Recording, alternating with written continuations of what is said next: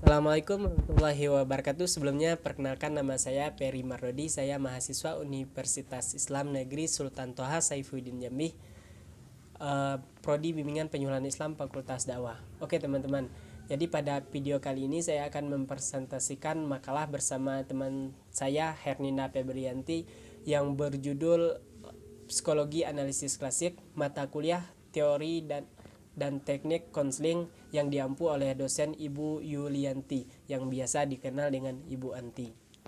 Oke teman-teman, jadi pada video kali ini ada secara garis besar ada dua pembahasan yang akan kami presentasikan. Yang pertama yaitu tentang psikologi analisis klasik dan yang kedua yaitu mekanisme pertahanan ego.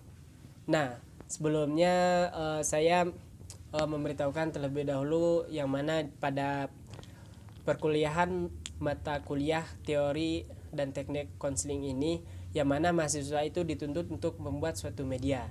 Nah, dengan skala keterbatasan, jadi kami membuat medianya yaitu berupa media gambar yang akan kami tampilkan pada layar ini. Oke teman-teman, sesuai dengan tema makalah yang saya sampaikan tadi yaitu psikologi analisis klasik. Nah, kita lanjut ke pembahasannya. Jadi, apakah itu psikologi analisis klasik? Jadi, teori psikologi analisis klasik ini teman-teman merujuk pada istilah yang dipopulerkan oleh Freud. Secara garis besar, teori ini menyatakan bahwa ketidaksadaran pada individu memiliki peran yang utama dalam diri seseorang. Oke, lanjut teman-teman. Persepsi jiwa menurut teori Sigmund Freud.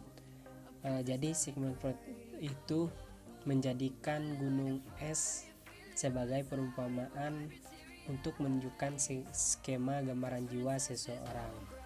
Nah, bagian puncak menunjukkan dinamakan kesadaran, bagian tengah dinamakan prakesadaran, dan bagian dasar yang tertutup air adalah ketidaksadaran. Oke teman-teman, jadi untuk memahami tiga tingkat kesadaran ini, baiklah saya akan menjelaskan satu persatu. Yang pertama yaitu sadar atau conscious. Nah, tingkat kesadaran ini berisi semua hal yang kita cermati pada saat tertentu.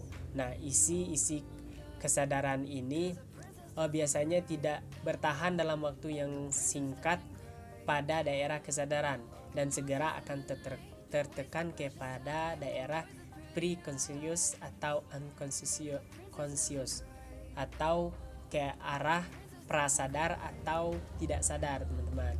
Nah, itu yang pertama. Dan yang kedua yaitu prasadar. Jadi tingkat kesadaran yang ini adalah sebagai suatu jembatan antara prasadar dan tidak sadar. Dan yang ketiga yaitu tak sadar. Tak sadar adalah hal yang paling penting dalam struktur kesadaran. Dan menurut Sigmund Freud bahwa pada bagian ini adalah hal yang paling penting dalam jiwa manusia.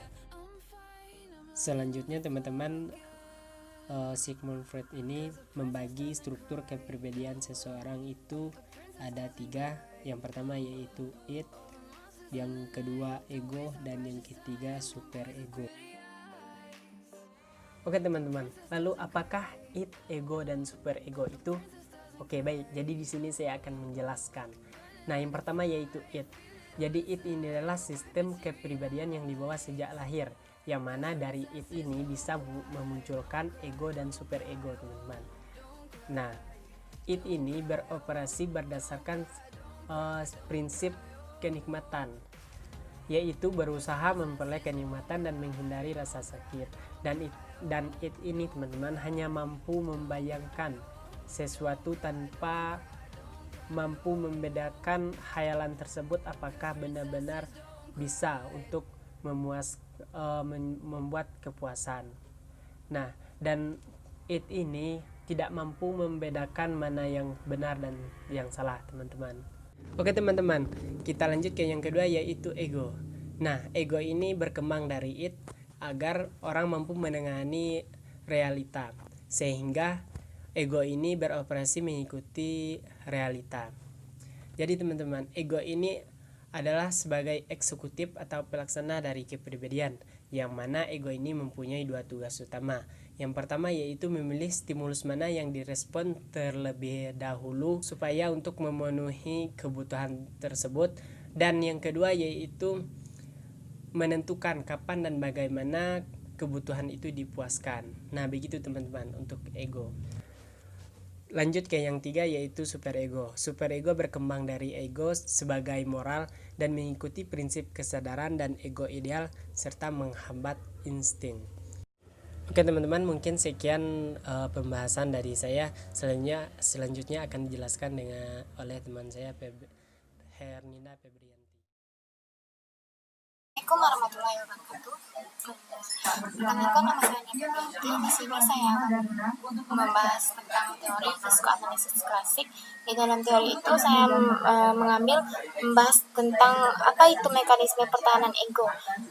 Mekanisme pertahanan ego adalah strategi psikologis yang dilakukan untuk mempertahankan citra diri yang dicetuskan Sigmund Freud, seseorang psikoanalisis. Menurut Sigmund Freud, tiap orang pasti memiliki mekanisme pertahanan egonya tersendiri yang dipengaruhi dari pengalamannya ketika tumbuh dewasa. Nah, di sini saya akan menjelaskan pertahanan ego yang repression atau represi yang tanpa disadari sering dimiliki seseorang ketika seseorang mengalami pengalaman menyakitkan. Tanpa sadari ia berusaha untuk menyembunyikan kenyataannya.